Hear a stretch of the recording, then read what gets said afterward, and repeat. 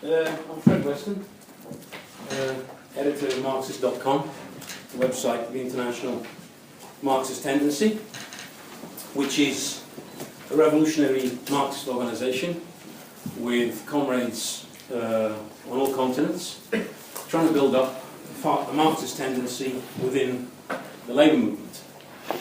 I'm sure you know the website. You can look at it. If you don't know it, it's very easy to find, Marxist.com.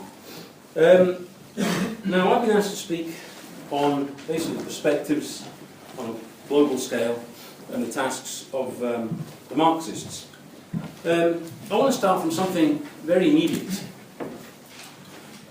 You've been seeing the scenes on television of what's been happening in Burkina Faso, a country which most people probably don't know where it is, and probably many didn't even know what continent it's on. Extremely poor, backward, underdeveloped country in West Africa. And it's making the headlines because there are revolutionary developments taking place in that country. Suddenly, apparently from nowhere, a mass movement overthrows a regime. In the process, burning down the Parliament building, the headquarters of the party that's in power. And it's being referred to now in Africa as the Black Spring. Paraphrasing, obviously, the Arab Spring, i.e. an uprising of the workers and the poor of Black Africa. But if we look back a little bit at what happened to this country and why this is happening, it's relevant because it's very similar to what's been happening all over the world. In 1987, an officer called Thomas Sankara was assassinated, and the present president, who was just been ousted, was involved directly in that assassination. Apparently he was a friend of Sankara. With friends like that, I don't know what we need. But why was Thomas Sankara assassinated? This is a former French colony, a sphere of influence of French imperialism. Thomas Sankara, we put it on our website, the speech he gave to an assembly in 1987 of the Organization of African Nations, in which he gives a very radical speech, saying why they're not going to pay the debt, why it's all the fault of the rich, the imperialists, to exploit the poor. A very militant, radical speech. But combined with that was his policies, which were nationalisation and many other progressive measures. Now, I can see, I listened to his speech in 1987, and you can see why they assassinated him. And if you look around, if you watch the video and you look at the faces of the leaders of the other African countries, some of them just look absolutely blank. Some of them look extremely concerned that in their midst there should be such a radical position being announced. And of course, they assassinated him because of that. What did they do after the assassination? Well, for the past 27 years, Compaoré has been in power, and they've undone all the progressive reforms that he carried out, and they've imposed what were then called the structural adjustment programs. They're just basically programs imposed by the IMF and the World Bank that say you must privatise, you must reduce tariffs on imports, you must open up your market to Western goods. Basically, you've got to adopt a policy to the benefit of the multinational corporations at the expense of the local people. And that's what this regime has done. What sparked the movement off was an attempt to change the law to allow the president to stand again, because they introduced a law a few years ago which limited a president to 2 terms only. Clearly, the masses thought we can't have another term under this man. And it's not so much the man, but it's the policies that he represented. And under this regime, we've had a growing polarization of wealth in the country, with growing concentration of wealth in the hands of a few, and massive exploitation, of course, on the part of the imperialists, and growing poverty at the other end. This is a common situation for the whole of Africa.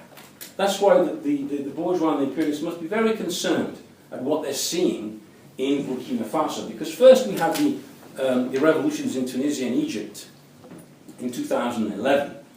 And now we have this. which is an indication that Africa as a whole is also going to start participating massively in a revolutionary process on a global scale. I'll refer to other countries in Africa later on. But shift from Burkina Faso, which is in the headlines now, to Italy, just over a week ago, October 25th, Saturday 25th. A demonstration in Rome of up to 1 million workers, one of the biggest trade union demonstrations ever seen in Italy. Called by the leaders of the CGIL. Now, if you'd have asked any radical left in Italy whether they thought Camusso, the General Secretary of the CGIL, was capable of calling such a demonstration and even talking of a general strike, they would have said no. Because up until a few weeks ago, the leaders of this trade union confederation, in particular Camusso, had declared that strikes are old-fashioned. Strike action is not something that we can use today. It's not, we have to look at modern ways of achieving our aims. Of course, the modern ways of achieving our aims for these leaders is to sit at the table with the bosses and say how reasonable they are, and every time the bosses ask for something from the workers, the union leaders will say, well, let's discuss it, let's negotiate, let's see what we can do, and pass it on to the workers and get the workers to accept. Within a few weeks of them declaring such statements, they called a mass demonstration in Rome, as I said, up to 1 million strong. And in that rally, can also raise the slogan, or raise the idea at least, of the need for a general strike, with massive cheers on the part of the workers in the square. Shows you how very quickly things can change. To the left of them, so you have the leader of the Metal Workers Union, a guy called Landini. He's been shifting left and right, but in the recent period, he's been making speeches about the need to occupy the factories. A very radical talk on the part of the metal workers leader. Why are the union leaders now coming out with such radical talk? Well, it's the build-up of tension over years within the Italian working class and within the Italian labour movement, which is now coming to the surface as widespread anger and a militant mood and a wave of strikes which is taking place all over Italy. There's strike after strike, disputes, factories in struggle, etc. Protests about mismanagement of flood, dealing with the flooding in Genoa, mass protests against pollution in Naples. It's starting to develop as a mass movement all across Italy. This comes after 10 years of economic stagnation, where Italy's practically not had any growth, any real growth for 10 years, and the last 5 or 6 years has been in recession. Youth unemployment has hit nearly 50%. It's about 45% at present. That explains why when you walk out the door here, you're likely to bump into an Italian. I've never seen so many Italian youth on the streets of London, the Tube of London, and they're all doing jobs which are cleaning, restaurant jobs, waitering, whatever. Because there's nothing whatsoever in Italy. We've had years of cuts, privatizations, raising the pension age, and what type of governments have we had in the recent period also is significant. Monti was not an elected member of parliament. He was nominated as a life senator by the president and then immediately made the prime minister, catapulted into government by the banks, by the European Union, to impose the policies of austerity demanded by the European Union. The guy who followed him, Letta, was of a similar character, and Renzi today, never elected as Prime Minister, manoeuvred into the position. And for 10 years, this has been the situation. The last few years, there was a very low level of strikes. In fact, you'd say a historically low level of strikes. And a mood infected the left that almost like there's nothing we can do, even blaming the working class itself for this situation. And then suddenly, well, not so much for the Marxists, our tendency was not taken by surprise. We've been hammering away inside the left in Italy that the conditions are being prepared for an almighty explosion of the working class. You can feel it, you can touch it when you go to Italy. talk to anybody, you can see the tension that exists in society. Sooner or later that has to find an expression, and it's finding an expression now through this movement. But what's the reply of the state?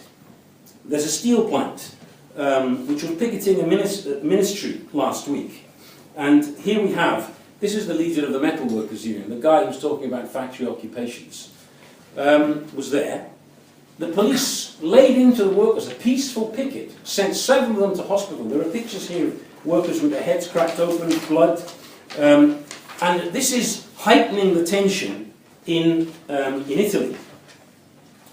Move somewhere else, Scotland.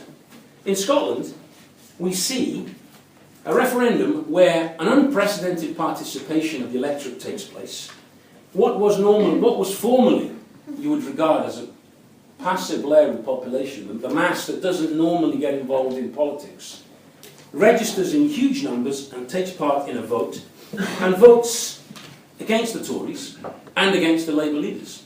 All of the mainstream political parties went to Scotland to convince the people of the need to stay in the Union. They managed it, partly through scaremongering, the terrible consequences that would come if they did separate. The bourgeois were terrified of the breakup of the Union, which would highlight the weakness of British imperialism. There was a massive turnout, and as I said, the politicisation of a large layer of people that previously were not involved. But the mood which was expressed in Scotland exists also in the rest of the country. Look at the strike of the midwives. The College of Midwives, which has existed for 133 years, had never been on strike. It went on strike recently. It shows you there are layers of the population, even here in England and Wales, that in the past would normally not take part in politics, but not even in trade union activity. And yet now they're coming forward and protesting in a big way. And you can see that the mood is building up also in Britain for a huge revolt on the part of the working class, after years of taking austerity, year after year after year. Russell Brand, I wouldn't classify him as a Marxist. I'm not exactly a follower. I'm not on Twitter, so I can't follow him. But close to 9 million people follow him on Twitter. It's an anecdotal thing. But why follow such an individual? I don't know if it's his jokes or his comedy or his I don't know what it is. I think it's to do with the fact that even though he comes out with very weird and wonderful positions, he also talks about revolution. He's published a book called Revolution. I haven't read it. I haven't had time to look at that. But the name itself is enough, I think, to explain why close to 9 million people follow him on Twitter. Why are they following him? Well, clearly, there's an undercurrent in the country looking for a revolutionary way out. And what's significant is that if you read the mainstream media, they're really bravely attacking Russell Brand. They're trying to bring out all the worst sides of him, reminding us of some of the adventurous stuff that he's done in the past. But the reason they're attacking him is because, one, he resonates with a significant layer of young people in particular, and he talks about revolution. I was reading an article the other day about it. It says, oh, and this revolution, which will never happen, and that's the end. That's the end of the analysis of what Russell Brand says. It's just an indication of the real mood out there, which is not finding an expression at the moment within the mainstream political parties today.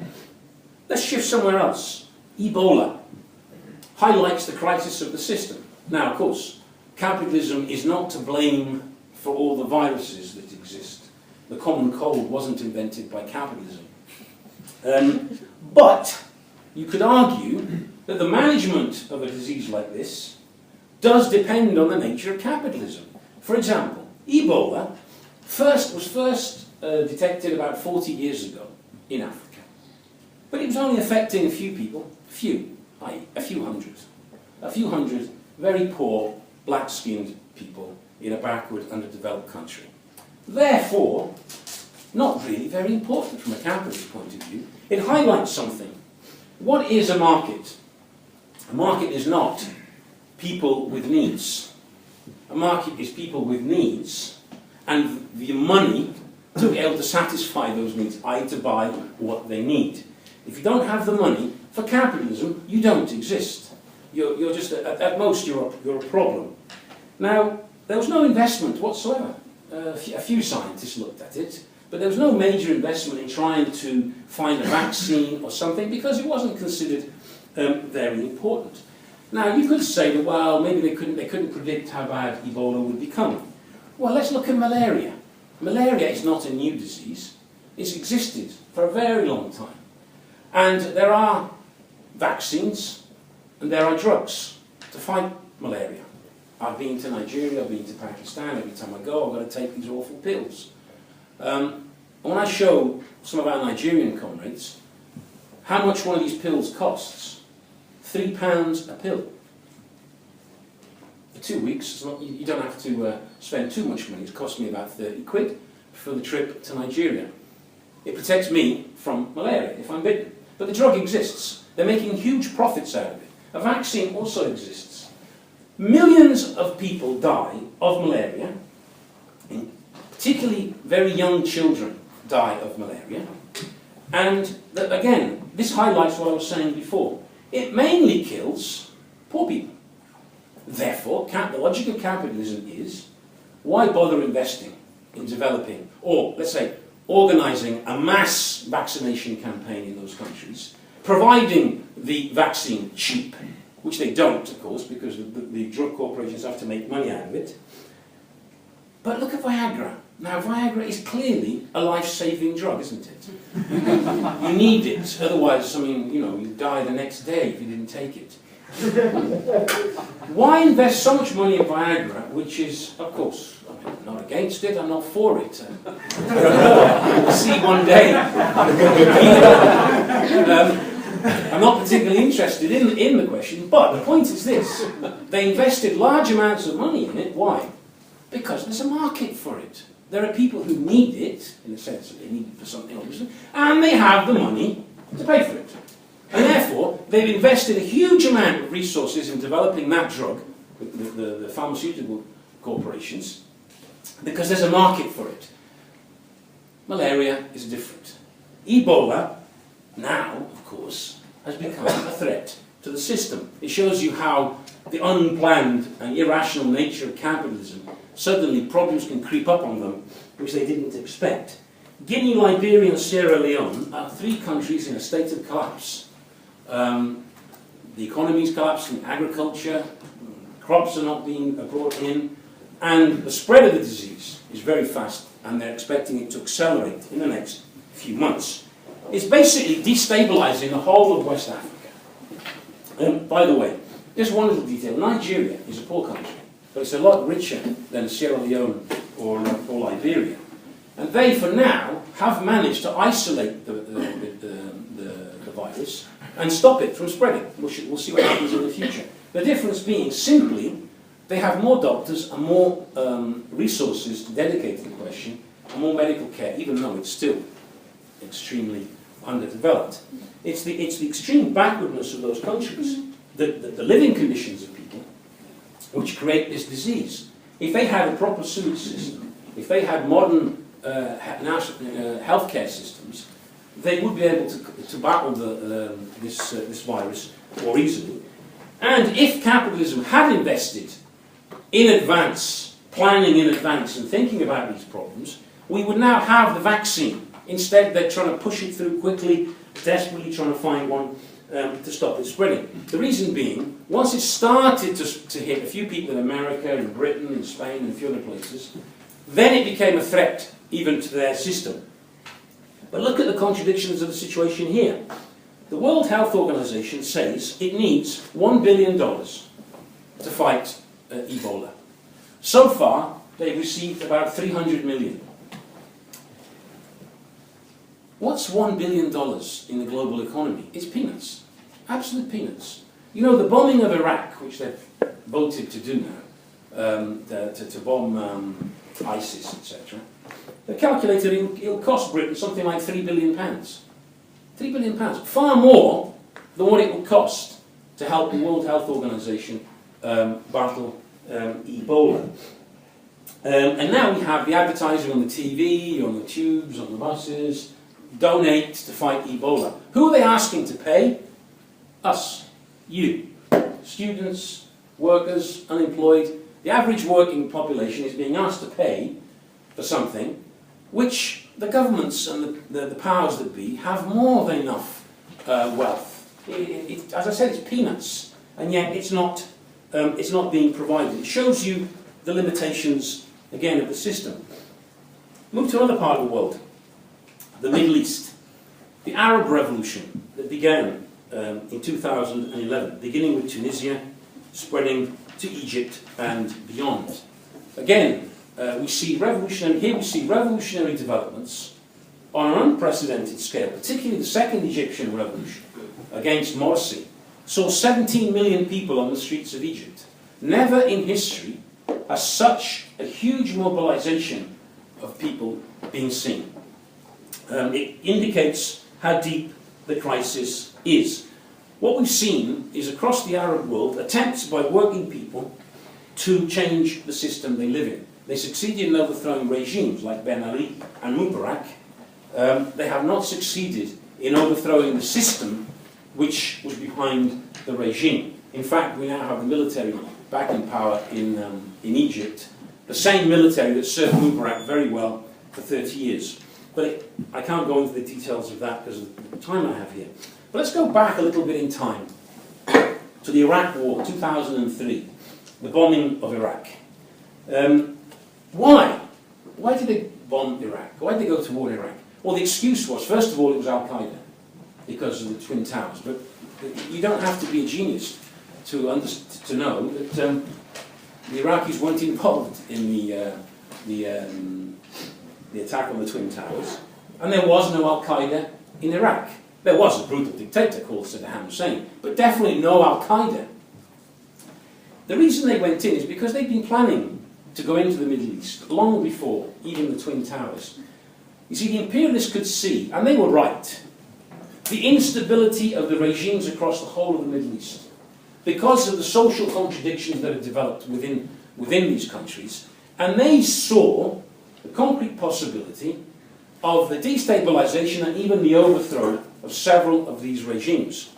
Therefore, they considered that going into Iraq would be a way of establishing a pro-Western friendly regime with an American presence from which to intervene easily in any other situation where there might be revolts and movements of the masses. The reason for this region, obviously, is rich in oil, and capitalism requires a constant, steady supply of oil for its industry. Couldn't afford to have that cut off by unstable regimes, so they went in. Now, we can see what they've achieved. First of all, there wasn't any Al-Qaeda before they went in. Well, there definitely is now. In actual fact, what there is now is worse than Al-Qaeda. Al-Qaeda is considered to be a moderate Islamic fundamentalist force now, considered to what they have in Iraq and Syria. They actually considered, even before going in, splitting Iraq into three, i.e. the Kurdish area, the Arab Sunni area, and the Shia area, as a way of weakening the country in order to dominate it from outside. Well, they definitely achieved that. They definitely achieved the breakup, de facto breakup of Iraq, with the utter barbarism that comes with it. You've got a de facto autonomous region in the northern Kurdish part. You've got the Sunni area in the hands of ISIS, and the rest is in the Shia region. Now, within this situation, it's worth looking at what has happened in the north of Syria, an area called Rojava, it basically means Western Kurdistan. It's the Kurdish part. It's the Kurdish part of Syria on the northern border with Turkey and Iraq. Little detail, an unfortunate detail for the imperialists.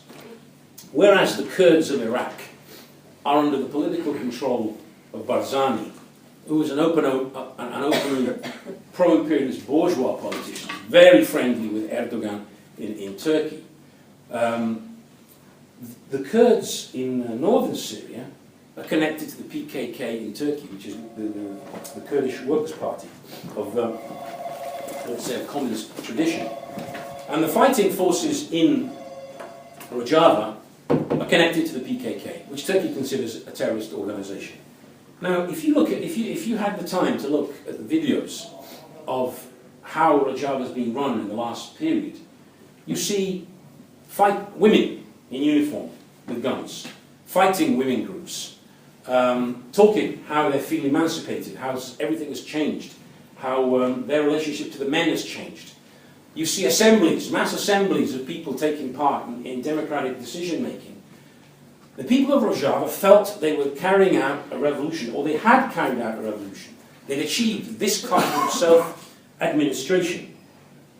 Bourgeois parties within the Kurdish part of Syria, linked to Barzani in Iraq, were trying to edge their way in, and they were demanding the right to be armed. The people running Rojava correctly said, you can express whatever you want, but we're not giving you guns. Rightly so, because they had been working for the Turks and via the northern Iraqi Kurds. Now, this explains what has happened in Kobani. Kobani is part of Rojava. It was in the hands of the YPG, which is an offshoot of the PKK. You've been watching the TV, you've been reading the papers, you can see what's been happening. Here is a town which is surrounded by ISIS on three sides. The northern side of the town is on the Turkish border and where there is a crossing into Turkey. PKK fighters, Turkish Kurds, wanted to cross the border to help the Kurds of Kobani fight ISIS. Turkey has been stopping them, not only stopping them, fighting them, even bombed them in some cases. And ISIS finds no problem crossing the border along the border with Turkey, because Turkey has been supporting ISIS in the region for its own interests, as a kind of proxy to promote its own sphere of influence within Syria. So you have the courageous, the heroic people of Kobani fighting off ISIS, and the Turks with their tanks and soldiers just the other side of the border, looking from the top of the hill, observing this. It was quite clear what their aim was. Let ISIS smash the Kurds of Kobani, and then we'll come in. They said they need a buffer zone. Then under pressure from imperialism, they announced, oh no, we're going to let the Kurds in to help the fighters in Kobani. But which Kurds? Still not letting the PKK in. They're letting fighters in from northern Iraq to go through Turkey to go to Kobani. Why? Because the political parties that dominate the Kurds in the north of Iraq are openly bourgeois and collaborating with the imperialists. And by sending those fighters into Kobani, I mean, the news doesn't say that, it presents it as saving the Kurds of Kobani. In part, they're doing that, but the other side of it is, finally, an armed wing of the pro-bourgeois Kurds in Kobani, and they will no doubt, in the process, reduce the influence and the power of the YPG and the PKK in Kobani. So there's a counter-revolution taking place there, disguised as humanitarian saving. And the imperialists are also keen to see the end of the PKK and what is de facto revolution in Rojava. Now, an economic social system, historically, when it's in crisis, it's also reflected in the calibre of its political leaders. And it's enough to look at Cameron, or before him, Bush, to see what immensely intelligent and able strategists of capital we have today on a global scale. Last year, Cameron failed to win a vote in Parliament. Now, do you remember what the vote was about? The vote was about bombing Syria. But who in Syria? It was about bombing the Assad regime. To support who? To support the rebels. Who are the rebels? ISIS. That's who the rebels are. I mean, they've changed their name, but they're fundamentally Islamic fundamentalists, and even the Free Syrian Army was a pro-imperialist force. But if that vote had passed, they would have bombed Assad. Then what? Well, they would have strengthened the rebels. ISIS would be even stronger than it is now. They didn't get the vote because of the pressure of, it's basically the pressure of public opinion in this country which says, you fooled us once in 2003, you're not fooling us again. That pressure was expressed in Parliament, even through the vote of the MPs. What's the situation now? Well, now they've voted to bomb Syria and Iraq mainly. The Americans are doing the bombing in Syria. And who are they bombing? They're bombing precisely that force which last year they would have helped with the bombing of Assad. There is a de facto alliance between American imperialism and Assad. They can't say it, obviously, they can't sign it on a piece of paper, but they're not bombing Assad. The Turks are insisting to the Americans, you have to bomb Assad, and the Americans are saying, wait just a minute. If we bomb Assad, who do you think's going to gain? We don't have troops on the ground. It's those guys, those crazy ISIS people who will take over. So they're bombing ISIS. But do you remember, it wasn't so long ago when they were talking about the need to bomb Iran. Israel was putting immense pressure on US imperialism to bomb Iran because it was seen as the big enemy. Well, have you heard any talk about the need to bomb Iran now? No. Who's doing the fighting? In the north, it's the Kurds, okay, fighting ISIS. But in the south of Iraq, it's the Shias, the Shia militias, the volunteer militias that have been created. But who's commanding those militias? Iranian military experts are there. They're organising the Shia militias, and now they've started taking back. They took a town back the other day. What they took back was just a mass of rubble, of course, completely destroyed. But they took it back. So what you have is the Air Force is American. The ground troops in Iraq are Shia militias led by Iranians. The Iranians have military forces inside Iraq. And of course, the majority of the population of Iraq is Shia, so Iran has a big influence. So again, a de facto alliance with Iran. That explains why Cameron met the president of the Prime Minister of Iran recently at the UN, first time in decades. What were they talking about? They were talking about this situation. Of course, again, can't say it openly, but it's a de facto alliance. These are the kind of people that are governing Britain, the United States, Europe. One year you want to bomb one side, the next year you want to bomb another. They really know what they're doing, even from their own material interests. They really have lost the plot completely, and they're like a drunken man who lurches one side then the other, and doesn't really know exactly what he's doing. They don't realise the consequences of their action once they've been taken. And the bombing of 2003, the war of 2003, made a huge mess of the situation, did not stabilise the situation, and has made it far more difficult for them. Shift to somewhere else. Brazil, 2013, in the year before the World Cup. You all remember the scenes. The big mass protests against the spending of billions on stadiums and not on, housing, education, etc. They made the headlines, big headlines. I watch Italian TV, and I saw during one of the games, I was watching Italy play, I don't know who it was, at half-time, the Italian TV actually showed what was happening outside the stadium, which was, not often you get that from a football match. I mean, usually the violence is at the end, isn't it, between the fans, if it's London, Millwall or whoever. But here it was the mass protests outside and the police brutally attacking them, and the commentator saying they're trying to clear the roads for the end of the game so that the fans can go home. This was Brazil. Brazil, which has been presented for years as a miracle economy, booming economy, and it was. Big development of the economy. But the other side of it was the class polarisation which was taking place, which emerged there. Turkey last year. This year Turkey is mainly in the news because it's so friendly to ISIS and won't help the Kurds. But last year, if you remember what happened after the events at Gezi Park in Istanbul, a mass movement erupted across the whole of Turkey, including Kurds and Turks together, protesting together. And recently, of course, we have the Hong Kong mass protests, which have a dual nature to them, obviously, and there's no time here to go into the details of it. But what it does is it highlights the wider crisis, because I've just listed events and situations from Brazil to Burkina Faso, to the Middle East, to Scotland, to Britain, to Italy, etc. The whole world is affected. And if we look back just a little bit, United States, it wasn't so long ago, we had the Occupy Wall Street movement in the United States, which underlined the radicalization of the youth there. But what about Occupy Nigeria? How many of you have heard of Occupy Nigeria?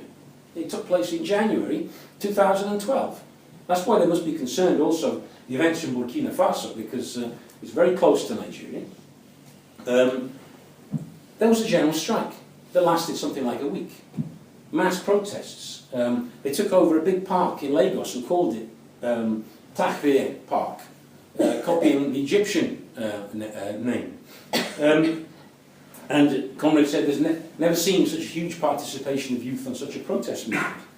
South Africa, we've seen in the recent period wave after wave of strikes, miners' strikes and others, and sharp radicalization in that country. In India, not so long ago, we had the general strike with 100 million taking part.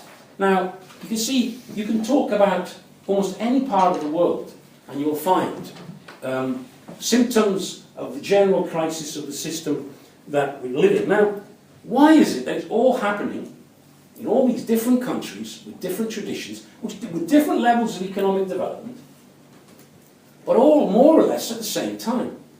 Well, the answer to that is the underlying crisis of world capitalism, the crisis of the capitalist economy, which, if we look at it since the Second World War, we had a post-war boom, unprecedented post-war boom, started at the end of the Second World War, that lasted until the mid-70s, in which many reforms were won by the working class. National Health Service, railways, free education, didn't pay fees, you got a grant to go to university. That was that period. Since the mid-70s, we've had an onslaught against the working class, gradually chipping away at all the gains of the past. I can remember when it was free to get your teeth done. You didn't pay for prescriptions. And as I said, when I went to university, I didn't even know there was such a thing as fees. I wasn't aware of them, because nobody ever asked you to pay them. The council paid them directly to the university. What you were aware of is the cheque that arrived every term for your grant. All that is gone. Now, you pay your fees, you've got to borrow money to live while you're a student, you've got to pay for your teeth to be done, you've got to pay for your medicines, pay prescriptions, etc. And they've been that started 30 years ago, and it's been an ongoing onslaught. But in the recent period, it's accelerated. Now, what we've seen in the last 30 years or so, since the early 80s, if you look at the statistics for where national income goes, how it's divided up, you look at the percentage that goes to profits, you'll see a growing percentage. If you look at the percentage that goes to wages, you'll see a falling percentage. That means that in the last 30 years, with this onslaught and this offensive against the working class, in one way or another, attacking trade union rights, attacking rights at work, speed-ups, pressure, etc., they have increased the extraction of surplus value from the working class. They're taking more out of the working class, so the exploitation has increased. And that explains the immense accumulation of wealth at one end of society.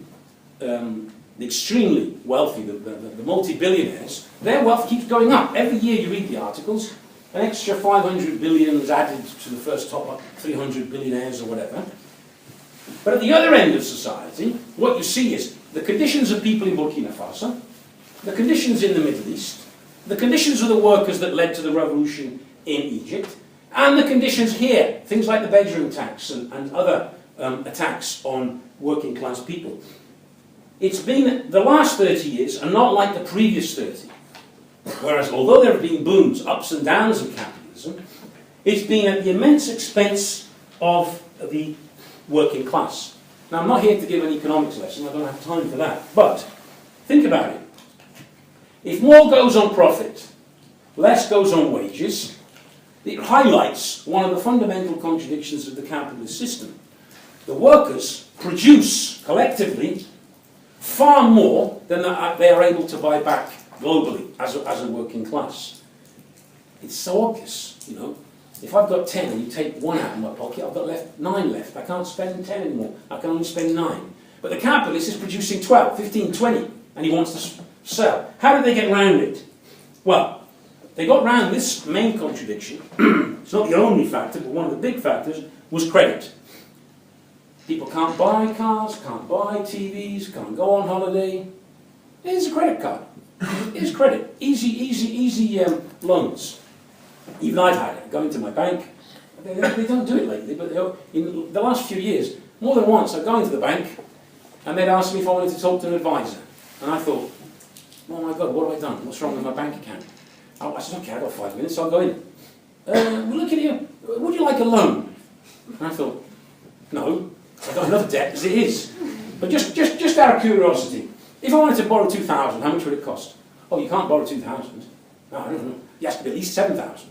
I thought, I remember when bank managers would send you a letter if you had an overdraft and say, naughty, naughty, got to pay it back.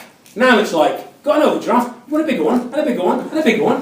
And here's loads of money. 10. One credit card, 2, 3, 10. As many as you want. That's what they did for 30 years. And it got worse and worse and worse. And you all remember, well, maybe you remember. I remember. A lot of you might not. You're very young, you might have been still playing with your Lego. I presume some of you must be 20, so 6 or 7 years ago you might not have been interested in such matters. But 2007, 2008, that all came to an end. This immense accumulation of debt, which is what it was, state debt, corporate debt and household debt. And in Britain in particular, household debt was reached immense levels. And we ended up with a situation where the banks had lent money to people, according to the logic of capitalism, they should never have lent that money. Because normally capitalists will lend you money if they think you have a reasonable ability to pay it back over a certain period of time, which means they'll get their interest and the loan paid back. But in America, with the subprime mortgages, and even in this country you saw it, people were receiving credit which were clearly never going to be able to pay it back, considering also the situation they were in. Now, what that means is really this. Capitalism extended the boom way beyond its natural ability. Because if they hadn't provided that credit, we'd have had a crisis of the system maybe 10 or 15 years earlier. That is the truth of the matter. They extended the boom artificially through the credit, partly economic, because they want the boom to continue, but also political. And the serious strategists of bourgeois are absolutely terrified of a deep crisis, economic crisis, which can unleash powerful movements of working people across the globe. To avoid it, they kept extending their reckoning by massively increasing credit to the point where we were on the verge of a financial collapse in 2008. And what happened in 2008? Well, we started with Northern Rock, if you remember. Then it was like, oh, just one bank, you know. And then it was one after another. And it wasn't just Britain, it was America, Europe. It was a global financial crisis, with major banks on the verge of collapse. Some of them even had to close down. What did they do? They went cap in hand to the state. Now remember, these are the same people who for years, they've been, their mantra was, private is good, public is bad. Everything that belongs to the state must be privatized, and the state must keep out of the economy. That was their line. Except when it happens to be a bank. If it's a major bank that risks collapse, then you go to the government and it turns into its complete opposite. The state must give billions and billions of pounds, of euros, of dollars to the banks. Imagine, if you're a poor guy in the street begging for a fiver, I'm sure if you went to Cameron and say, could you give me a bailout? Cameron would say, no, get a job, lazy so-and-so. I'm a polite person, I don't use the words. If you ask for more than £5, something like 5 billion or 10 billion or whatever, oh, no problem. Oh yeah, here's the money, you can have it. They're helping and saving their friends, obviously. They turned to the state. What happened there was this. Private debt was transformed into public debt. The debt accumulated in the private sector was handed over to the state to deal with, and massively increasing the already inflated national debt. Then what do? Then they turn to working people and they say, look, the debt is enormous. They don't explain why. They don't explain, look, it's because we gave the capitalists and the bankers billions. No. Well, it's because we're spending too much on benefits. There are too many people getting housing benefits. There are benefits cheats. There are people who are getting, they're attacking the poorest of the poor. They're blaming the poorest section of the population. I read an article even by an astute bourgeois in a paper last week. He said, you would think that it's all the fault of the people at the bottom. The poorest people are to blame for all the ills of capitalism. That's what they're doing in their propaganda. You read all the papers, the letters, pages, and it's all about benefits this, benefits that, cheats, greediness. You think that poor people living in damp flats in some of the worst parts of town are the greediest people around. Yet the people who have jets that cost 60 million, it was in the Independent last week. One of them cost 300 million. It has gold seatbelts. I think Abramovich has his own private jet. I think his costs about 62 million. Cheap. It's got its own radar system, just in case missiles come his way. And I'm thinking the gold seatbelts, I'm sure if it crashes, they'll work better, no doubt. But this stinking, horrible cesspit of capitalism, which is what it is, there you have a man who can buy a plane like that, and then they're attacking the people at the bottom for trying to get an extra few pounds in benefits to survive. But what they're saying now is it's austerity, austerity, austerity. We must cut the debt. And they've been attacking the working class. After 30 years of cutting back, they're now really on the warpath to destroy everything that's left of the welfare state. And it's the working class that's being asked to pay. From Greece, where we have in some islands of Greece the return of malaria. Again, is that because they don't have the cure? It's really a consequence of the social economic situation. We have it in Spain with massive attacks on workers' living standards. Everywhere, the age of retirement is being increased. The pension you're going to get when you eventually retire is being reduced.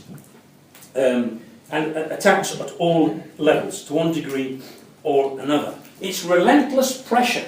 In every country you go, you talk to people, and all they can talk about is the pressure.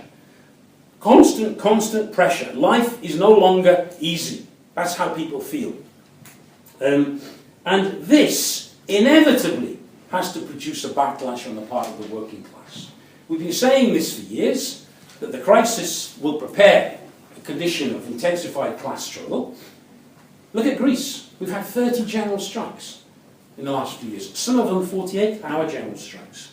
In Spain, we had the movement of the indignados, with millions on the streets. And now Italy, with the 1 million last Saturday.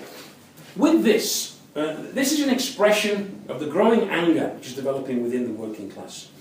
With it comes political instability. Gone are the days of the two-party system. One government, one is exposed. In comes Labour. Labour carries out austerity, loses the elections. In come the Tories, and they all have majority governments. Already, this government showed the weakness of that system by the fact that no party won the last election, and therefore had to form a coalition government.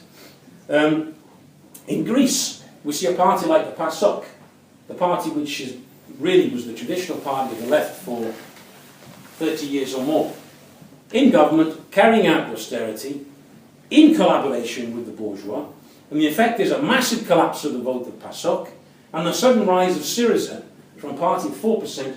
The opinion polls now say that it's most likely it's going to win the elections. And they're worried because it might actually win with an absolute majority, which I'm sure Tsipras, the leader of the Syriza, dreads the idea of winning with an absolute majority. Because the problem is if you're a leader of a left party and you don't have a Marxist program, you don't have an alternative to capitalism, you're very conscious of the fact that if you win an election and go into government, you either use that as a platform to tell the workers to come out and strike and protest, take the whole system over, or, if you're called Miliband or Hollande or whoever it is, you're going to buckle under the pressure of the capitalists and carry out their program.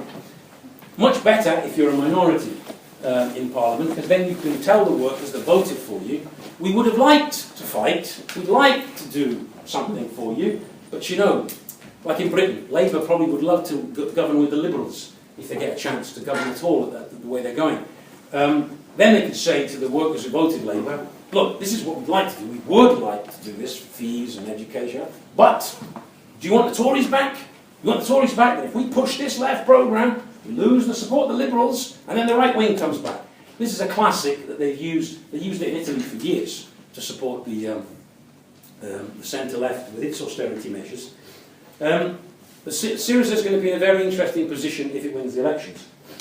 We have a situation in Scotland with massive electoral shifts taking place. In Spain, the PSOE, which you would think in normal times, the PSOE would now be picking up on the basis of the policies of the government. But it isn't. Why? Because the working class has a memory and remembers that up until recently they were also carrying out austerity. For a period, that was expressing itself in a growth of the United Left, to the left of the Socialist Party. But they too, unfortunately, recent scandals, for example, in Spain, have involved councillors of Izquierda Unida. So they're seen by a large part of the population as part of the old system. That explains the rise of a force like Podemos, around an ex-member of the United Left, a left-winger, TV personality. I don't think the Spanish bourgeois realised what they were doing. He was on TV. He was regarded as a bit of a personality, a little bit like Russell Brand. I'm not saying Russell Brand is going to produce the British Podemos. I don't know what would we call it. We can do it too. Be a funny party. Yes, but we can. yes, we can. All right. Well, we'll see if that one happens. But anyway, they gave him a big publicity, and he became very popular because he was attacking everything that was going on. A group of them stand a few MPs in the European elections, and they win. Now, they have 208,000 members, and there's even talk they might even win the elections. That would be a very interesting one. Because if people vote such a party in, they're not voting it in to have more austerity. But the leaders of Podemos don't have a fully worked out programme to replace capitalism, so they would be under immense pressure in such a situation. In France, we have Mélenchon who's playing with the idea of a movement of the Sixth Republic. He actually uses the words such as insurrection in this period. There's these are expressions of a kind of a radical move to the left. We also have general volatility in the political situation, big swings in politics. In Britain, we have the rise of UKIP, with the help of newspapers that say massively increasing votes, and then, of course, it happens. We have a force in Germany, the Alternative for Germany, which is an anti-EU party, growing. In France, we have Le Pen, the National Front, which is growing. In Italy, we have Grillo, who's a bit of a, well, he was a comedian, he's a bit of a clown. You can't say whether he's left or right. On certain things, he comes out of the left position, on others, an extreme reactionary position. And there's also a growing feeling across Europe, an anti-immigrant mood is developing. And think about it, also anti-Islam. They're using what's happening in the Middle East, across Europe, to create the bogeyman, which is the Muslims. The Muslims, they're terrible, they threaten our civilization, all the rest of it. Together with it, there's all the anti-immigration stuff, to try and get support for anti-immigration legislation, reactionary legislation, and trying to focus the attention of the masses on what is not the issue, that is immigration. They're trying to blame the immigrants for all the ills. It's the benefits claimants and the immigrants. They're the ones who caused the financial crisis, clearly. But, of course, it's not an answer. In Italy, they produced a film, apparently, which shows what would happen to Italy over 24 hours if all the immigrants disappeared. Well, the economy comes to a complete standstill. Nothing works. Because they're at all different levels of the economy doing essential jobs. But, of course, the propaganda isn't they're doing essential jobs. The propaganda is they're raping our women. They're stealing. They're burglars. They're this. They're that. They're terrible creatures, and we must do something to fight them. Well, of course, it's false. Now, it's the role of the Labour leaders, the Labour movement leaders on the left, to explain this. But they don't. What do?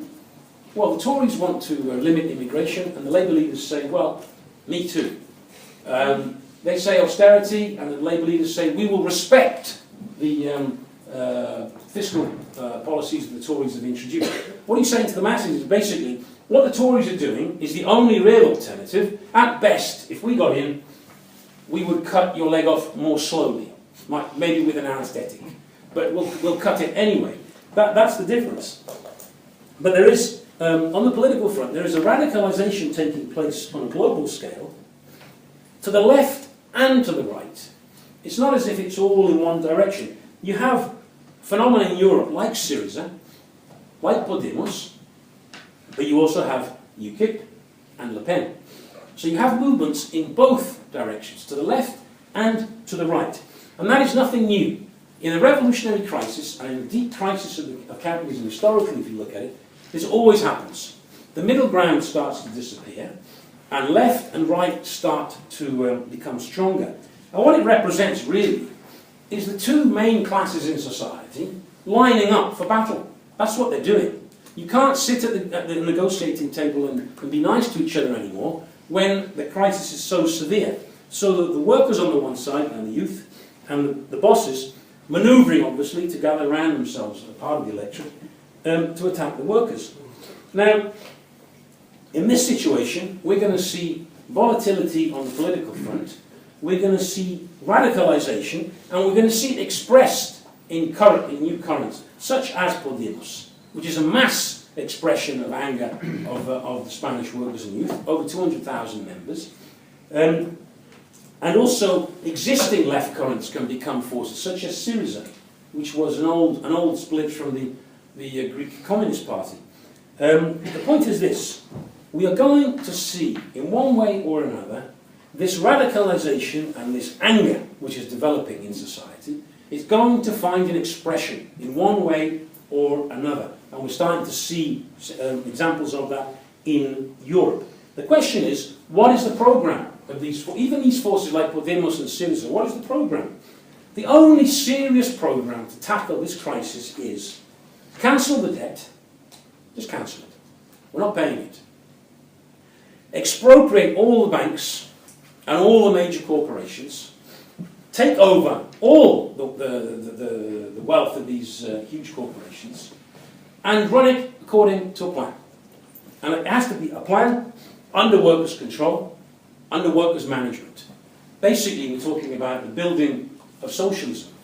That is the only way of solving this crisis. Anything that does not include that in its program inevitably will end up being told by the IMF, by the European Central Bank, by the European Union, and all the others, this is your debt, this is what you've got to do, and if you don't do it, no more aid, no more financing. Furthermore, we'll block you economically if you do try not to respect our demands. Now, that really means struggling for a socialist revolution and a victory of the working class by taking power. That's what is necessary.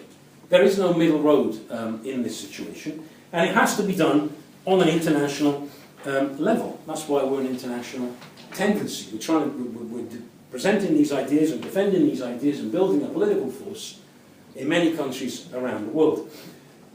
The task today, we're still a very small force.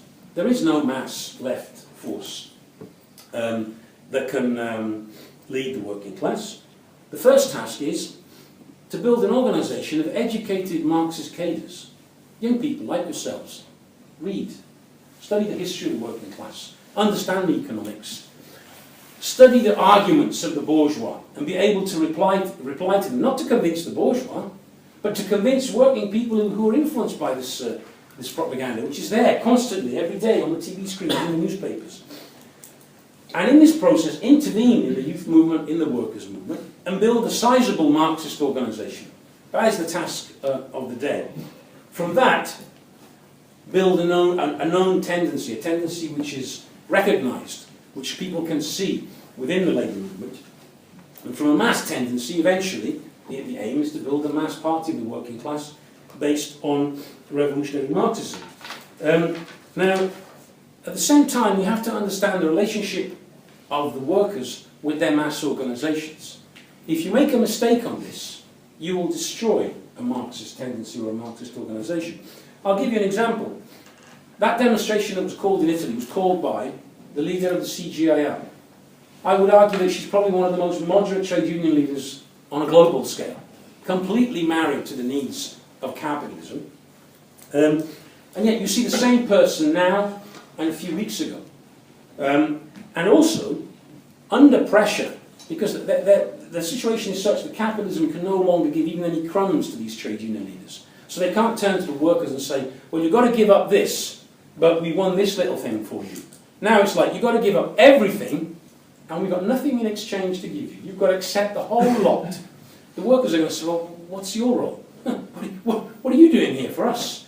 In fact, when she spoke at one strike, there's a video of it, as soon as she stands on the platform, she gets booed and hissed at, whistled at, people shouting at her, telling her to get off the platform. It used to happen in the past, but it was usually a minority. Now it's the bulk of the workers who are doing that. But at the same time, what force in Italy is capable of mobilising 1 million workers on the streets? It's none of the little groups on the left, or even some of the splinter trade unions. It is the CGIL, the traditional mass trade union of the Italian working class. It shows you the radicalisation that's taking place. They're under pressure. Now, the IMT in Italy has a member on the national executive of the CGIL. It has 2 comrades on the central committee of the Metal Workers Union, the FIOM, the most radicalised of the unions. And many shop stewards all over Italy. We've led strikes such as the struggle at Pomigliano, which was a vanguard struggle of the Fiat workers at Pomigliano that stood at the front of the mass demonstrations over the years. And we've got comrades all over Italy. That presence within the union is, for us, the beginnings of a small left opposition within the union, and with the radicalisation which is inevitably going to take place over the next period, within that you can see how a Marxist tendency can connect and begin to have an influence. I'll just finish by saying, we often talk about socialism or barbarism as the prospect, unless capitalism is overthrown. From what I've listed today, you can see there's plenty of barbarism. It's not that it's going to be, it is. Ebola is barbarism. What's happening in the Middle East is barbarism. But even what's happening here to the poorest of the poor is barbarism. And only socialism can stop that from becoming an all-wide conflagration.